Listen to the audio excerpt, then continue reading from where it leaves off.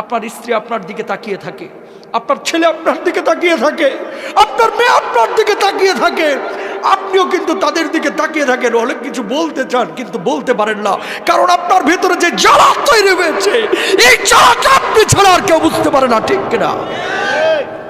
যখন মালাকুল মাউত রূহটা কবুজ শুরু করে, মানুষজন যারা অপরাধী বারবার একটা কথা বলে, ও মালাকুল মাউত, এবারের মধ্যে আমাকে ছেড়ে দাও, আমাকে নিও না, এবারের মধ্যে তুমি আমাকে ছেড়ে দাও, আমাকে নিও না, আমাকে 10টা দিন সময় দাও, 2টা দিন সময় দাও, এই অবস্থায় আমি কবরে গেলে আমি জাহান্নামী হব, আমাকে মাফ করে দাও, আমার রূহটা এখন কবজ করো না। কিন্তু আমার আল্লাহ রাব্বুল আলামিন কি বলছেন?